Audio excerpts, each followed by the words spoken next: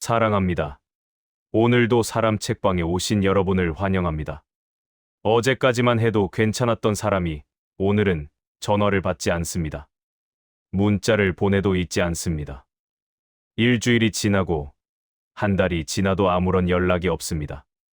무슨 일이 있나 싶어 걱정하다가도 혹시 내가 무슨 잘못이라도 했나 싶어 지난 대화들을 되짚어 봅니다. 마지막으로 나눈 말 한마디, 표정 하나까지 떠올리며 스스로를 의심하게 됩니다. 그런데 더 괴로운 건 그 사람은 멀쩡히 살고 있다는 겁니다. SNS에는 여전히 글을 올리고 다른 사람들과는 잘 지내고 있습니다. 나에게만 연락을 끊은 겁니다. 이유도 말 한마디도 없이 그냥 사라져 버렸습니다. 이런 경험 혹시 해보셨습니까? 몇십 년을 알고 지낸 친구가 오랫동안 함께했던 지인이 때로는 가까운 가족까지도 어느 날 갑자기 당신을 향한 문을 닫아버린 경험 말입니다. 설명도 없이, 작별 인사도 없이, 마치 처음부터 당신이란 사람이 없었던 것처럼 행동하는 그 태도 앞에서 당신은 혼자 남겨집니다. 많은 분들이 이런 상황에서 자책합니다. 내가 뭘 잘못했을까? 내가 너무 부담스러웠을까? 내가 불편하게 했나? 나이 들어서 쓸모없어진 건가? 하며 자신을 의심합니다. 밤에 잠을 이루지 못하고 그 사람이 보낸 마지막 메시지를 수십 번 다시 읽어보며 어디서부터 잘못된 건지 찾으려 애씁니다. 그 마음 충분히 이해합니다. 버려진 것 같은 기분, 존중받지 못한 느낌. 그리고 무엇보다 나는 작별 인사조차 받을 가치가 없는 사람이었나 하는 그 상처. 그 아픔이 얼마나 깊은지 압니다. 하지만 오늘 여러분께 하나의 중요한 반전을 말씀드리고 싶습니다. 아무 말 없이 사라진 그 사람이 사실은 강한 사람이 아닐 수 있다는 겁니다. 당당한 사람이 아닐 수 있다는 겁니다. 오히려 관계를 제대로 끝맺을 용기도 감정을 마주할 성숙함도 없는 사람일 수 있다는 겁니다. 생각해 보십시오. 진짜 강한 사람은 어떻게 합니까? 불편한 대화라도 나눕니다. 미안하다는 말이라도 남깁니다. 관계가 끝나더라도 최소한의 예의는 지킵니다. 책임을 집니다. 하지만 도망가는 사람은 다릅니다. 침묵으로 끝냅니다. 설명도 없이 사라집니다. 상대방이 얼마나 혼란스러울지, 얼마나 자책할지는 생각하지 않습니다. 자신의 불편함만 피하면 그만이니까요. 그러니 이건 당신의 문제가 아닙니다. 당신이 부족해서도 잘못해서도 아닙니다. 그건 그 사람의 미성숙함이고 회피이고 감정을 제대로 처리하지 못하는 무능력입니다.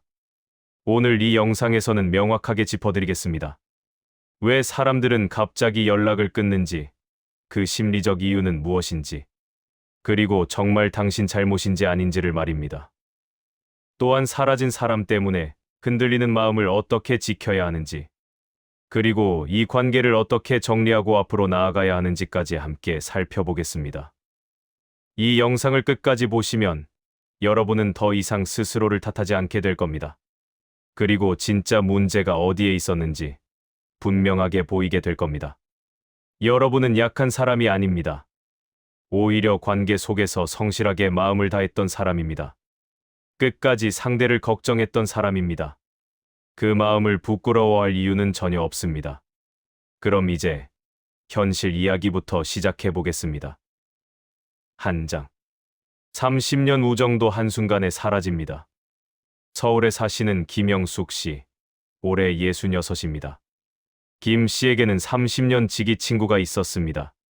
젊은 시절 직장 동료로 만나 결혼도 함께 준비하고 아이들 키우며 서로 의지했던 사이였습니다. 명절마다 음식을 나눠 먹고 힘든 일 있으면 전화기 붙들고 새벽까지 이야기 나누던 그런 사이였습니다. 그런데 작년 가을부터 그 친구의 연락이 뜸해지기 시작했습니다. 처음엔 바쁜가 보다 생각했습니다. 자식들 일도 있고 나이 들면 몸도 안 좋아지니까요. 김 씨는 먼저 연락했습니다. 전화도 하고 문자도 보냈습니다. 요즘 어떻게 지내? 보고 싶다. 밥 한 번 먹자. 처음엔 답장이 왔습니다. 응, 요즘 좀 바빠. 나중에 연락할게. 하지만 그 나중에는 오지 않았습니다. 김 씨는 다시 연락했습니다. 이번엔 답장이 없었습니다. 읽음 표시도 뜨지 않았습니다. 전화를 걸면 받지 않았습니다. 그렇게 석 달이 지났습니다. 김 씨는 불안했습니다. 무슨 일 있나? 건강에 문제라도 생긴 건가? 걱정이 되어 그 친구의 아파트까지 찾아갔습니다. 초인종을 눌렀지만 아무도 나오지 않았습니다. 나중에 알고 보니 그 친구는 집에 있었습니다. 일부러 문을 열지 않은 겁니다. 김 씨는 그제야 깨달았습니다. 아, 나를 피하는구나. 일부러 연락을 끄는 거구나.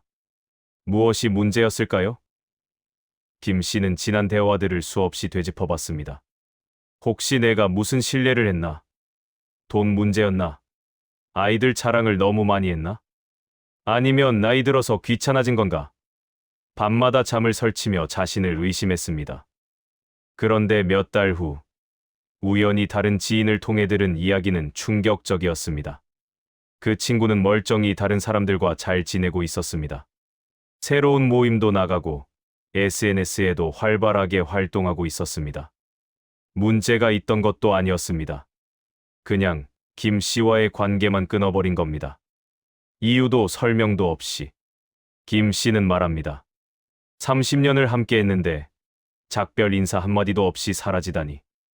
나는 그 정도 가치도 없는 사람이었나 싶어서 정말 가슴이 무너지는 것 같았어요. 이런 현상을 현대 심리학에서는 고스팅이라고 부릅니다. 유령처럼 흔적도 없이 사라진다는 뜻입니다. 주로 연애 관계에서 사용되던 용어였지만 최근에는 모든 인간관계에서 나타나는 현상으로 확장되었습니다. 2018년 미국 디폴 대학교 심리학과에서 진행한 연구에 따르면 고스팅을 당한 사람들은 일반적인 이별을 경험한 사람들보다 훨씬 더 큰 심리적 고통을 겪는다고 합니다. 왜 그럴까요? 바로 클로저, 즉 마무리가 없기 때문입니다. 인간의 뇌는 완결되지 않은 이야기를 견디기 힘들어합니다. 심리학자 블루마 자이가르닉이 발견한 자이가르닉 효과에 따르면 사람들은 완료된 일보다 미완성된 일을 더 오래, 더 강렬하게 기억합니다. 관계도 마찬가지입니다. 제대로 끝나지 않은 관계는 마음속에서 계속 미완의 숙제로 남아 우리를 괴롭힙니다. 고스팅을 당한 사람은 끊임없이 질문합니다. 왜? 무엇이 잘못됐지? 내가 뭘 했지? 하지만 답은 오지 않습니다. 그 불확실성이 사람을 더욱 깊은 불안과 자책으로 몰아갑니다. 또 다른 연구는 고스팅을 하는 사람들의 심리를 분석했습니다. 대부분은 회피형 애착 유형을 가진 사람들이었습니다. 이들은 갈등이나 불편한 감정을 마주하는 것을 극도로 두려워합니다. 직접 대화를 나누고 감정을 표현하고 관계를 정리하는 과정 자체가 그들에게는 견딜 수 없는 스트레스입니다. 그래서 가장 쉬운 방법을 선택합니다. 그냥 사라지는 겁니다. 사라지는 사람들은 왜 한마디 말도 남기지 못할까요? 그건 용기가 없기 때문입니다. 상대방의 눈을 보고 미안하지만 이제 거리를 두고 싶다고 말할 용기. 우리 관계가 나한테는 부담스러워졌다고 솔직하게 말할 용기가 없는 겁니다. 또한 책임을 지기 싫기 때문입니다. 말을 하면 설명해야 하고, 설명하면 상대방의 반응을 들어야 하고, 그 반응 앞에서 자신의 선택을 정당화해야 합니다. 그 과정이 불편하니까 아예 피해버리는 겁니다. 감정을 처리할 능력이 부족하기 때문이기도 합니다.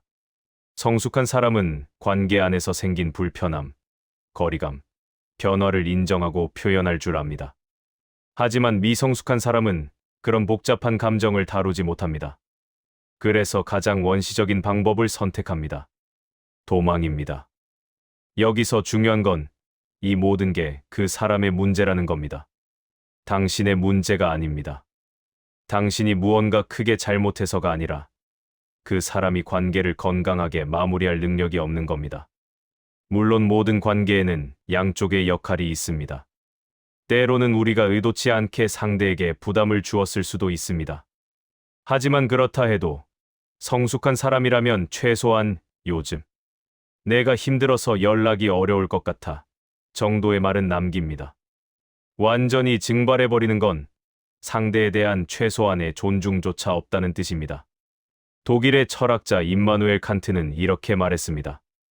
인간을 수단이 아닌 목적으로 대하라. 관계 속에서 상대방을 진정으로 존중한다는 건 그 사람을 하나의 독립된 인격체로 대하는 겁니다. 그 사람에게는 알 권리가 있고, 이해할 권리가 있고, 마음을 정리할 권리가 있습니다. 하지만 고스팅을 하는 사람은 상대방을 목적이 아닌 수단으로 대합니다. 자신의 불편함을 해소하기 위한 수단, 자신의 감정적 짐을 덜어내기 위한 수단으로만 봅니다. 상대가 얼마나 혼란스러울지, 얼마나 상처받을지는 고려하지 않습니다. 칸트의 말은 오늘날에도 여전히 유효합니다. 진정으로 성숙한 관계란 상대를 하나의 온전한 인격으로 존중하는 관계입니다. 그리고 그 존중의 최소한이 바로 관계가 끝날 때조차 예의를 잃지 않는 것입니다. 당신을 떠난 사람이 아무 말도 남기지 않았다면 그건 당신이 부족해서가 아닙니다. 오히려 그 사람이 당신을 온전히 대할 성숙함이 부족했던 겁니다. 당신은 충분히 존중받을 가치가 있는 사람입니다. 작별 인사를 들을 자격이 있는 사람입니다. 그리고 최소한의 설명을 받을 권리가 있는 사람입니다. 그러니 스스로를 너무 탓하지 마십시오. 당신은 잘못하지 않았습니다. 2장. 연락 끊긴 것보다 더 아픈 이유. 부산에 사시는 박정희 씨, 올해 64입니다. 박 씨는 3년 전 아들 부부와 심한 다툼이 있었습니다. 손자 양육 문제로 의견 충돌이 있었고 감정이 격해져 말다툼까지 했습니다. 박 씨는 화가 났지만 그래도 가족이니까 곧 풀릴 거라 생각했습니다. 며칠 후 먼저 전화를 걸었습니다. 사과하고 싶었고 관계를 회복하고 싶었습니다. 하지만 아들은 전화를 받지 않았습니다. 일주일이 지나고 한 달이 지나도 연락이 없었습니다. 명절이 되어도 아들 가족은 오지 않았습니다. 박 씨는 아들 집 앞까지 찾아갔습니다. 손자 얼굴이라도 보고 싶었습니다. 하지만 초인종을 눌러도 아무도 나오지 않았습니다. 박 씨는 매일 밤 울었습니다. 내가 그렇게 큰 잘못을 했나? 손주 걱정하는 게 죄인가? 내가 정말 나쁜 엄마였나? 자책하고 또 자책했습니다. 밥맛도 없어지고 잠도 제대로 오지 않았습니다. 3년이 지난 지금도 박 씨는 아들의 연락을 기다립니다. 한 번만이라도 얘기를 나눴으면 좋겠어요. 내가 뭘 잘못했는지, 어떻게 해야 하는지라도 알고 싶어요. 이렇게 아무 말도 없이 끊어지니까 나는 매일 죄인이 된 것 같아요. 심리학자 킵 윌리엄스는 사회적 배척에 관한 유명한 실험을 진행했습니다. 실험 참가자들에게 간단한 공 던지기 게임을 시켰습니다. 그런데 중간부터 다른 참가자들이 의도적으로 한 사람에게만 공을 던지지 않았습니다. 그냥 무시한 겁니다. 결과는 놀라웠습니다. 단 몇 분 동안의 배척만으로도 참가자들은 심각한 심리적 고통을 느꼈습니다. 자존감이 급격히 떨어졌고 우울감과 무력감을 보고했습니다. 심지어 뇌 스캔 결과 사회적 배척을 당할 때 활성화되는 뇌 영역이 신체적 고통을 느낄 때와 동일한 부위였습니다. 다시 말해, 사회적 배척은 진짜 아픈 것입니다. 비유가 아니라 실제로 뇌가 고통을 느끼는 겁니다. 또 다른 연구에서는 애매한 거절이 명확한 거절보다 훨씬 더 큰 스트레스를 유발한다고 밝혔습니다. 누군가 명확하게 이제 관계를 끝내고 싶다고 말하면 우리는 아프지만 받아들이고 앞으로 나아갈 수 있습니다.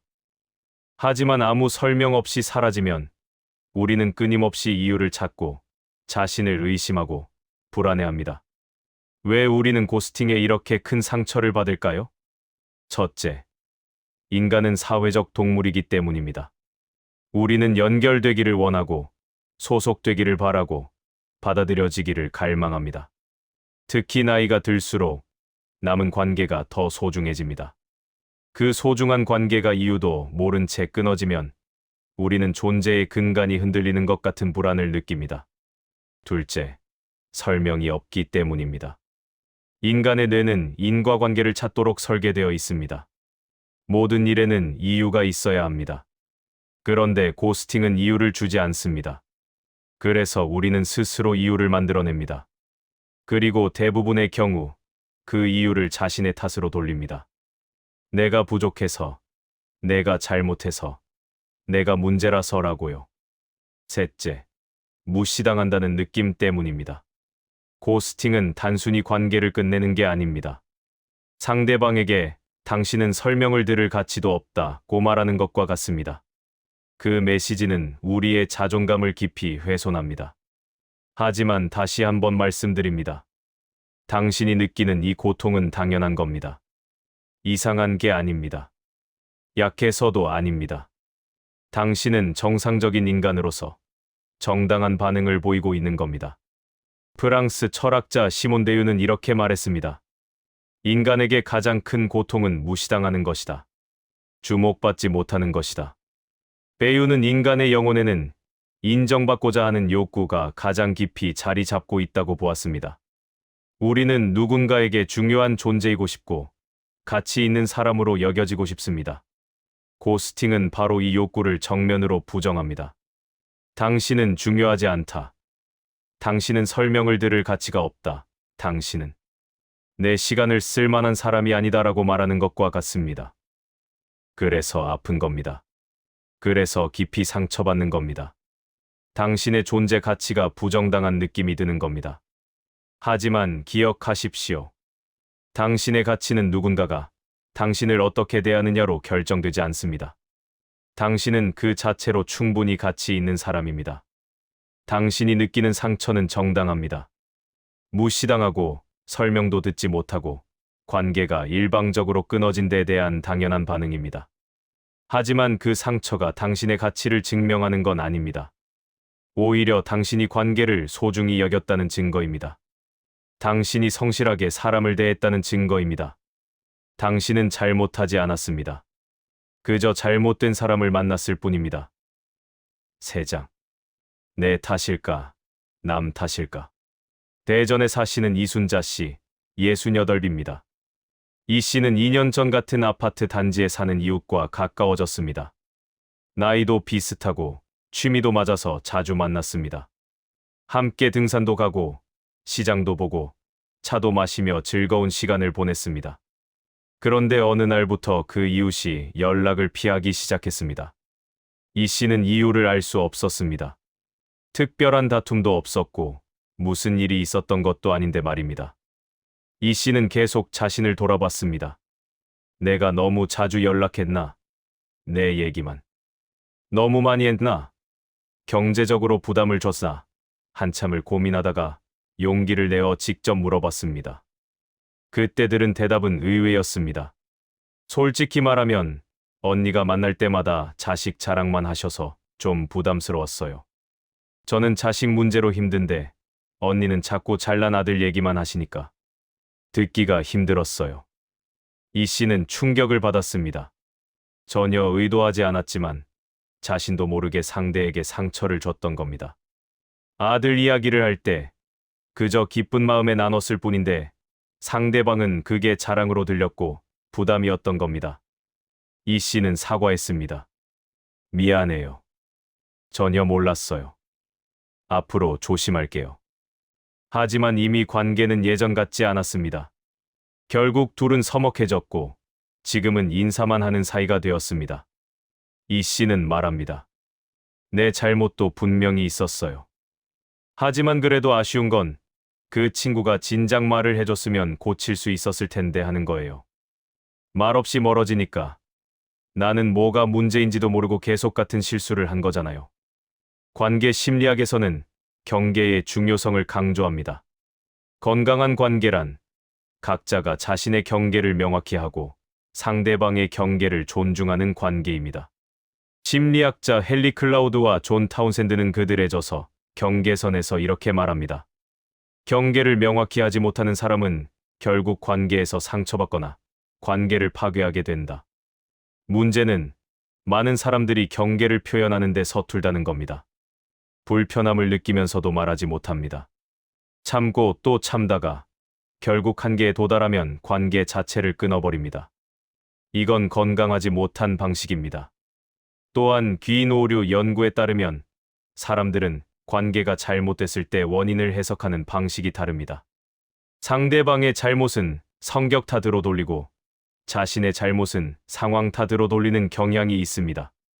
예를 들어, 내가 약속을 어기면 그날 상황이 안 좋아서 어쩔 수 없었다고 생각하지만 상대가 약속을 어기면 원래 무책임한 사람이라서라고 생각합니다. 이런 인지적 편향 때문에 관계가 틀어졌을 때 객관적으로 보기가 어렵습니다. 그렇다면 연락이 끊긴 게 정말 내 잘못일까요? 답은 때에 따라 다르다입니다. 물론 모든 관계에는 양쪽의 책임이 있습니다. 때로는 우리가 의도치 않게 상대에게 부담을 주었을 수도 있습니다. 너무 자주 연락했거나 지나치게 의존했거나 상대방의 상황을 고려하지 못했을 수도 있습니다. 하지만 그렇다 하더라도 성숙한 사람이라면 그 불편함을 표현했을 겁니다. 요즘 좀 힘들어서 자주 만나기 어려울 것 같아. 당분간 혼자 있는 시간이 필요해. 같은 말로요. 반면 아무 말도 없이 사라진다면 그건 그 사람의 미숙함입니다. 설령 당신이 무언가 잘못했다 해도 상대방에게도 그걸 말할 책임이 있습니다. 중요한 건 균형 잡힌 시선을 갖는 겁니다. 무조건 내 탓도 아니고 무조건 상대 탓도 아닙니다. 객관적으로 돌아보되 자신을 과도하게 탓하지는 않는 겁니다. 스스로에게 물어보십시오. 나는 최선을 다했는가? 고의로 상처를 준 적이 있는가? 상대를 존중했는가? 이 질문에 그렇다라고 답할 수 있다면 당신은 충분히 잘했습니다. 그리스 철학자 에픽테토스는 이렇게 말했습니다. 우리를 괴롭히는 것은 사건 자체가 아니라 그 사건에 대한 우리의 견해이다. 관계가 끊어진 사건 자체보다 내가 부족해서 버림받았다는 해석이 우리를 더 괴롭힙니다. 하지만 그 해석이 항상 옳은 건 아닙니다. 같은 사건도 다르게 해석할 수 있습니다. 저 사람은 관계를 건강하게 끝낼 능력이 없었구나. 우리는 서로 맞지 않았을 뿐이야. 인생의 흐름 속에서 자연스럽게 멀어진 거야 라고요. 에픽테토스는 우리에게 통제할 수 없는 것에 집착하지 말고 통제할 수 있는 것에 집중하라고 했습니다. 상대방의 선택은 통제할 수 없습니다. 하지만 그 선택을 어떻게 받아들일지, 어떤 의미를 부여할지는 우리가 선택할 수 있습니다. 당신이 완벽한 사람이 아닐 수는 있습니다. 누구도 완벽하지 않으니까요. 혹시 의도치 않게 상대에게 부담을 줬을 수도 있습니다. 하지만 그렇다 해도 당신이 버림받아 마땅한 사람은 아닙니다. 당신은 여전히 존중받을 자격이 있고 설명을 들을 권리가 있습니다. 객관적으로 돌아보되 스스로를 과도하게 탓하지는 마십시오. 당신은 최선을 다했고 그걸로 충분합니다. 4장. 먼저 연락. 기다림. 인천에 사시는 한미숙 씨, 65입니다. 한 씨에게는 10년 넘게 알고 지낸 지인이 있었습니다. 그런데 1년 전부터 그 지인이 연락을 끊었습니다. 한 씨는 여러 번 먼저 연락했지만 답이 없었습니다. 한 씨는 고민했습니다. 계속 연락해야 하나? 아니면 그냥 놔둬야 하나? 친구들에게 물어보니 의견이 갈렸습니다. 어떤 이는 한 번 더 해봐. 혹시 모르잖아 라고 했고, 어떤 이는 그만둬. 상대가 원하지 않는데 왜 매달려? 라고 했습니다. 한 씨는 결국 마지막으로 한 번 더 연락하기로 했습니다. 긴 편지를 썼습니다. 그동안 어떻게 지냈는지 궁금해요. 혹시 내가 잘못한 게 있다면 말해주세요. 고치고 싶어요. 만날 수 없다면 그것도 괜찮아요. 하지만 그냥 이렇게 끝나는 건 너무 아쉬워요. 일주일 후 답장이 왔습니다. 하지만 그 내용은 차갑고 간결했습니다. 미안해요. 요즘 제 인생이 복잡해서 다른 사람 신경 쓸 여유가 없어요. 이해해 주세요. 한 씨는 서운했지만 동시에 마음이 조금 가벼워졌습니다. 적어도 답을 들었어요. 이제 기다림을 멈출 수 있어요. 물론 아프지만 계속 모르는 것보다는 나아요. 관계 심리학자들은 관계의 호혜성을 강조합니다. 건강한 관계란 양쪽이 비슷한 수준의 노력을 기울이는 관계입니다. 한쪽만 계속 노력하고 다른 쪽은 아무 반응도 하지 않는다면 그건 더 이상 관계가 아닙니다. 심리학자 존 가트맨의 연구에 따르면 관계가 지속되려면 5대1 비율이 필요하다고 합니다. 긍정적 상호작용이 부정적 상호작용보다 최소 5배는 많아야 한다는 겁니다. 하지만 고스팅 상황에서는 긍정적 상호작용이 전혀 없습니다. 일방적으로 주기만 하는 관계는 결국 고갈됩니다. 또한 매몰 비용의 오류 연구는 우리가 왜 끝난 관계에 계속 매달리는지 설명해 줍니다. 이미 10년을 투자했는데 이렇게 많은 추억이 있는데 하며 과거에 들인 시간과 노력 때문에 놓지 못하는 겁니다. 하지만 과거에 투자한 것은 돌아오지 않습니다. 중요한 건 앞으로 이 관계가 나에게 의미 있는지, 건강한지입니다. 다시 연락해야 할까요? 이 질문에는 정답이 없습니다. 하지만 스스로에게 물어볼 질문은 있습니다. 첫째, 상대방이 명확한 거부 의사를 보였는가? 만약 연락하지 말아달라고 분명히 말했다면 그 경계를 존중해야 합니다. 계속 연락하는 건 상대방을 괴롭히는 겁니다. 둘째, 이 관계가 나에게 정말 중요한가? 단순히 과거의 추억 때문이 아니라 진정으로 이 사람과의 관계가 내 삶에 의미가 있는가를 물어보십시오. 셋째, 나는 몇 번이나 시도했는가? 한두 번 연락했는데 답이 없다면 한 번 더 시도해 볼 수 있습니다. 하지만 10번, 20번 시도했는데도 답이 없다면 이제는 멈춰야 합니다. 그건 집착이지 관계 회복이 아닙니다. 넷째, 이 시도가 나를 더 상처 입히지는 않는가?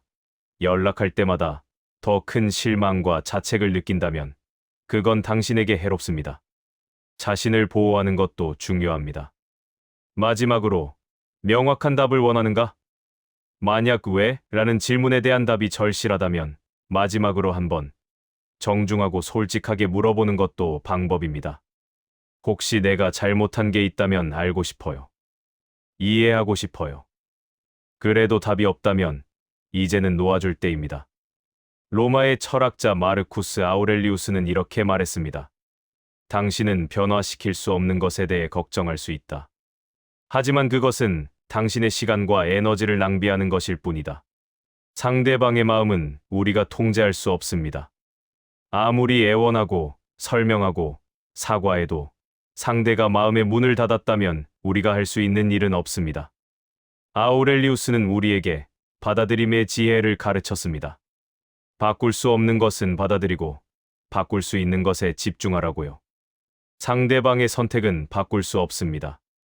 하지만 그 선택을 어떻게 받아들일지, 이제 내 삶을 어떻게 살아갈지는 우리가 선택할 수 있습니다. 마지막으로 한 번 더 연락하는 것, 그건 당신의 선택입니다. 후회 없이 마무리하고 싶다면 해도 괜찮습니다. 하지만 그 이후에는 답이 오든 오지 않든 이제는 놓아줄 준비를 하십시오. 답이 온다면 그걸로 마무리하십시오. 답이 오지 않는다면 그 침묵이 답이라고 받아들이십시오. 당신은 충분히 노력했습니다. 이제는 당신 자신을 위한 시간입니다. 5장. 떠난 사람 때문에 무너지지 않는 방법. 광주에 사시는 정은희 씨, 67입니다. 정 씨는 2년 전 가장 친했던 친구에게 고스팅을 당했습니다. 처음 몇 달은 정말 힘들었습니다. 매일 울고 잠을 못 자고 식욕도 없었습니다. 자존감이 바닥까지 떨어졌습니다.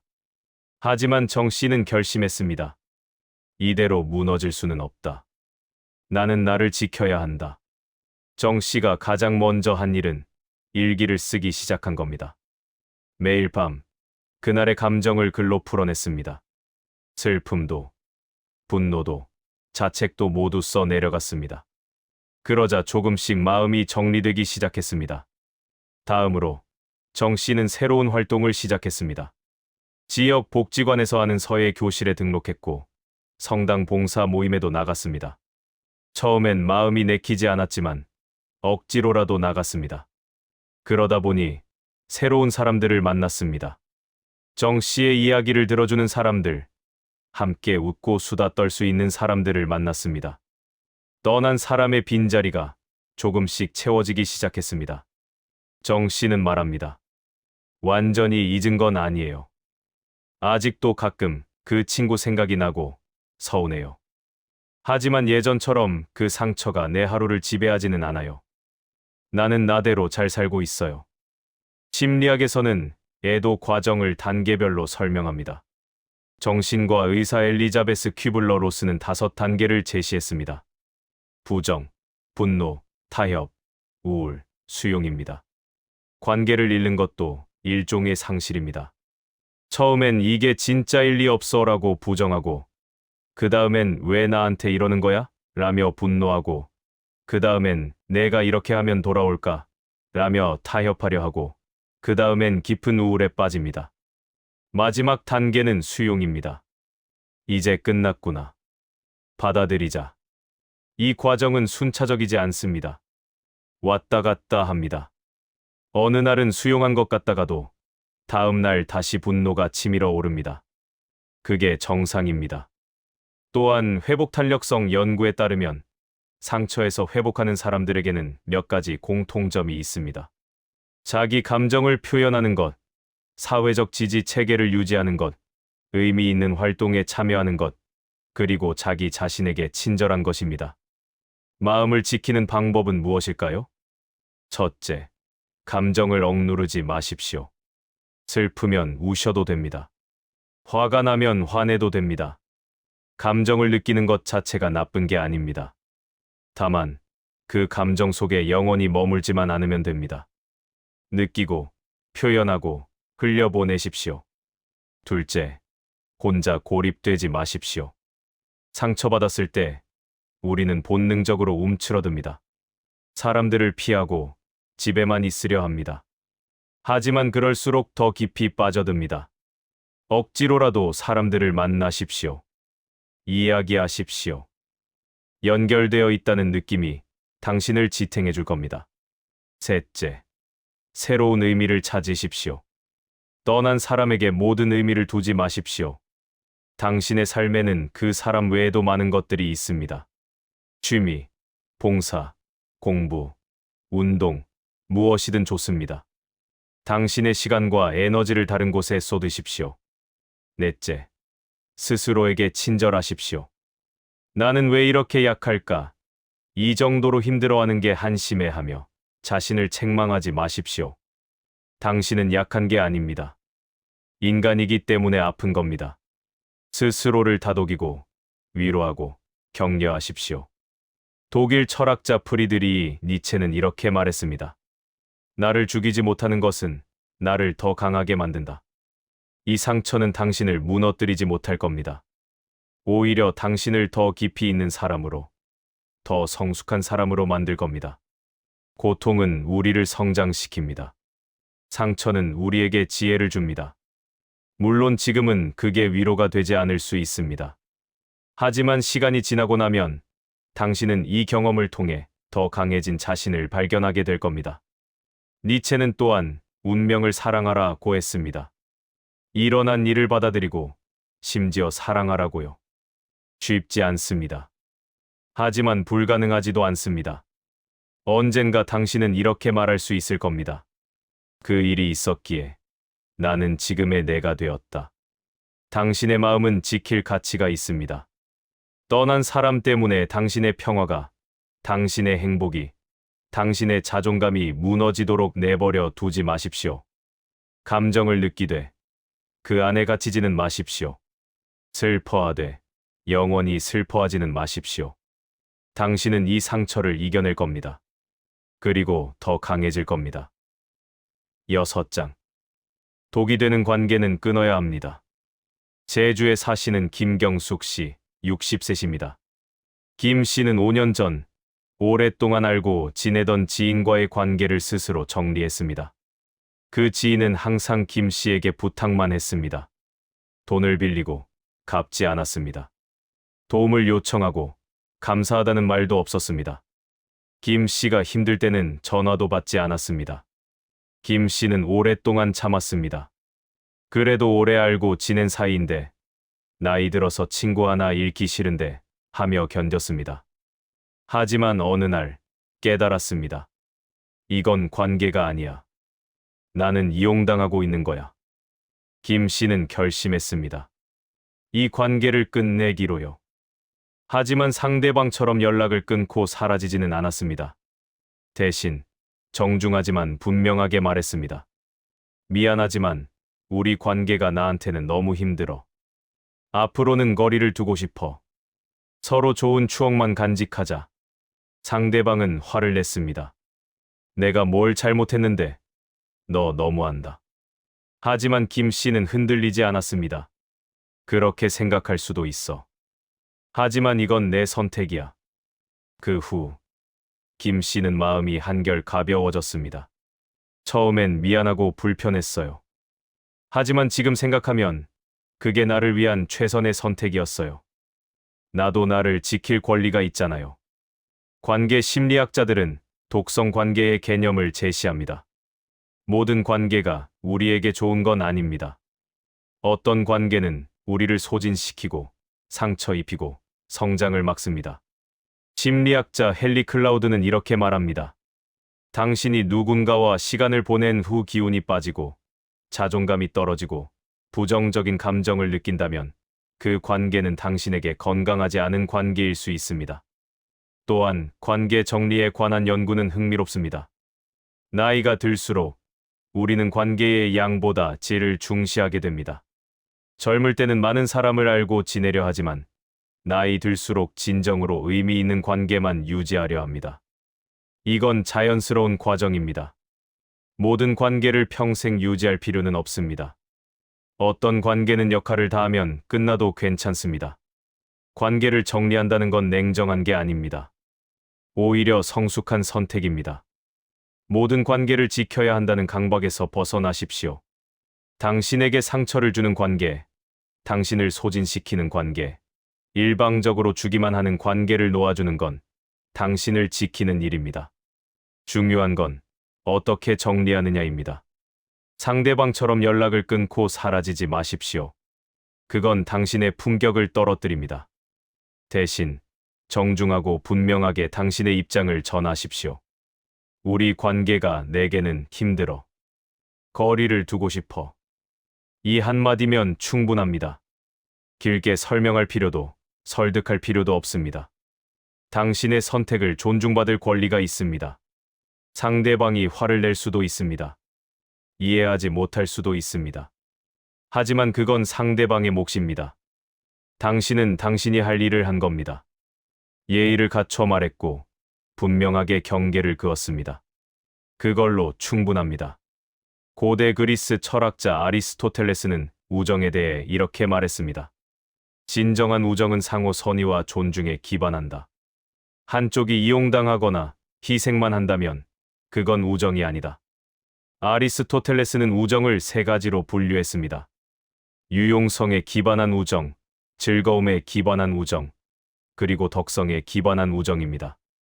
가장 고귀한 우정은 마지막 것으로 서로의 성장과 행복을 진심으로 바라는 관계입니다.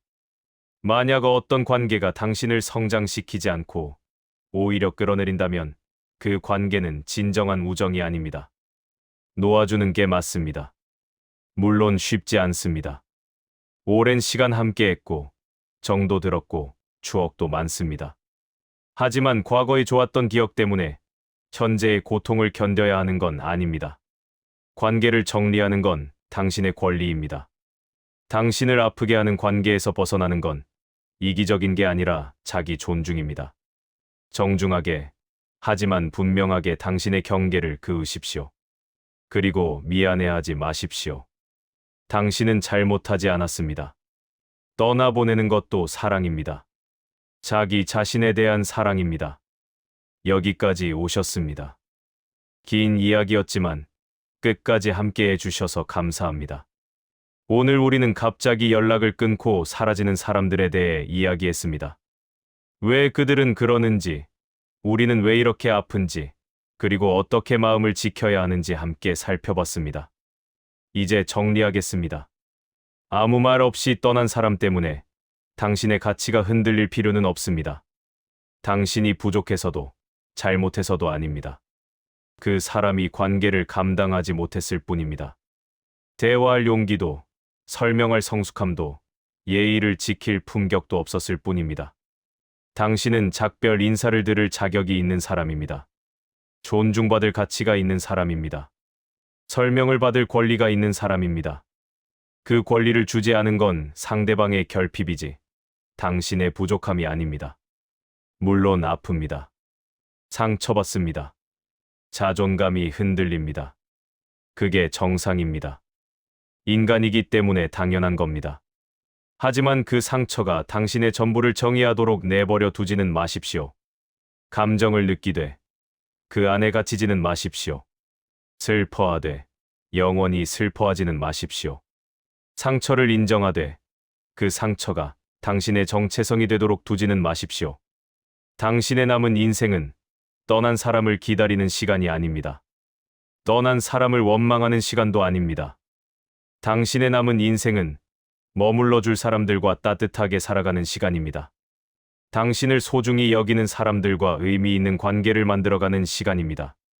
그리고 무엇보다 당신 자신을 사랑하고 존중하고 돌보는 시간입니다. 사라진 사람들은 그들의 선택을 했습니다. 이제 당신도 당신의 선택을 하십시오. 그들을 기다리며 시간을 낭비할 것인지 아니면 당신의 삶을 살아갈 것인지를요. 당신은 충분히 강합니다. 충분히 가치 있습니다. 충분히 사랑받을 자격이 있습니다. 떠난 사람이 그걸 몰랐다면 그건 그들의 손실입니다. 당신의 부족함이 아닙니다. 이제 앞을 보십시오. 당신을 진심으로 아끼는 사람들이 있습니다. 당신과 함께하고 싶어 하는 사람들이 있습니다. 그들에게 당신의 시간과 마음을 주십시오. 그리고 무엇보다 당신 자신에게 가장 따뜻한 사람이 되어 주십시오. 당신은 혼자가 아닙니다. 당신은 사랑받을 자격이 있습니다. 당신은 충분합니다. 오늘 이 영상이 조금이나마 위로가 되었기를 바랍니다. 이 영상이 도움이 되셨다면 구독과 좋아요 부탁드립니다. 여러분의 경험을 댓글로 함께 나눠주시고 주변에 힘든 관계로 고민하는 분이 계시다면 이 영상을 공유해 주세요. 이상 사람 책방이었습니다.